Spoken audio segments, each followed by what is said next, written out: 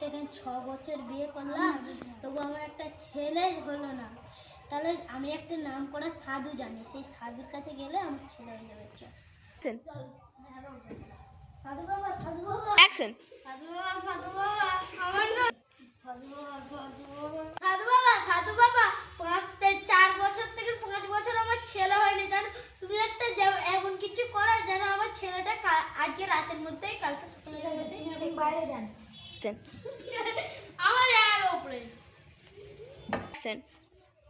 আকাশ, আমাকে একটা চাবি দিব, সেটা তুমি একটু হাতে দিতে থাকবে।